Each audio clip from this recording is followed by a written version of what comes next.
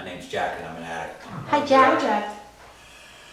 So, my clean date is February 5th of 2005. I've been arrested 33 times.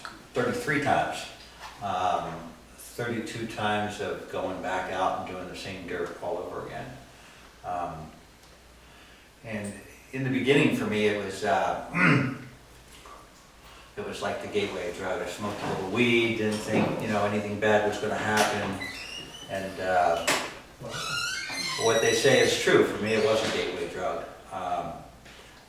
I found out that if I smoked weed and I didn't die, then all those things that my parents and my other peers had told me about drugs was probably wrong. So it made it a little bit easier to try other things like crank and cocaine. And I think by the time I was 13 or 14, I was pretty much a full-fledged addict. And by that I mean every dime from my paper route went to scoring more drugs. It got to a point where I couldn't make enough money on my paper route to keep the drugs coming in that I was accustomed to having. So I started resorting to things like I would cut school and I would break into the homes of people I knew that were in school whose parents worked. So by the time I was 14 or 15, I had already been arrested once for I broke into my best friend's house and I stole his drugs. So moving along, so my disease progressed rather rapidly for me, and it got to a point where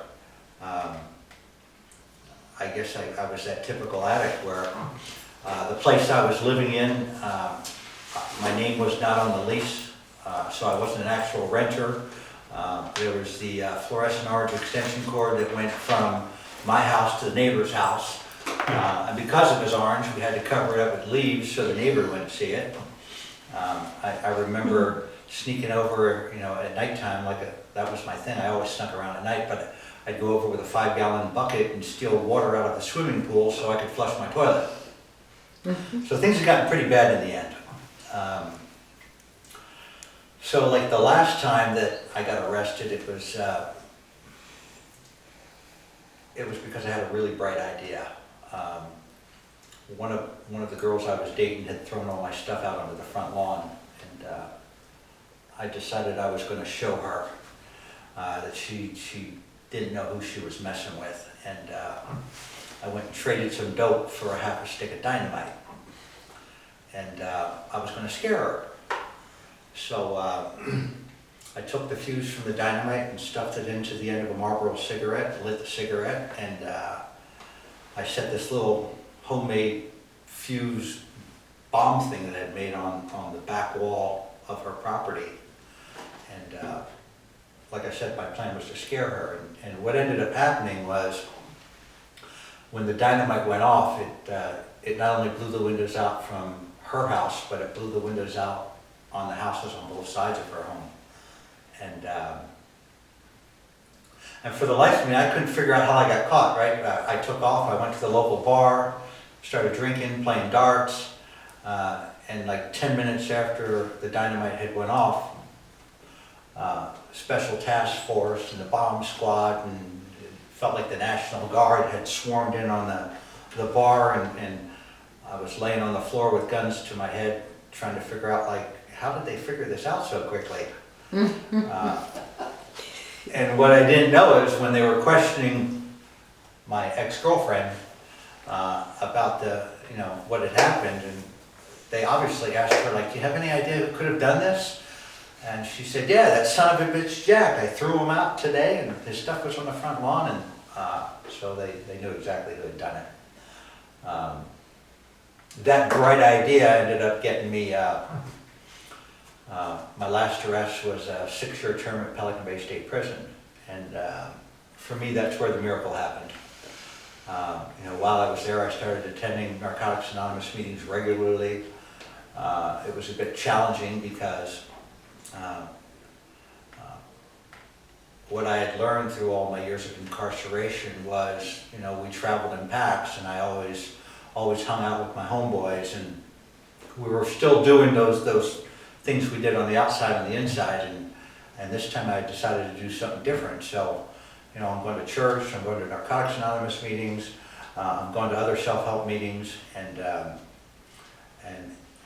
there were some people that brought meetings in through H&I who had said some things that I was able to identify with. And they were talking about a lot of the feelings I was experiencing, and a lot of the inadequacies that I felt like I was experiencing. And for me, it was all about identification. And through that identification, I was able to open up and share these things with these people from H&I. And they continued to encourage me, and they told me that I wasn't a piece of shit, that I wasn't a loser, that I was important, that my life could amount to something. And they knew how I could do this.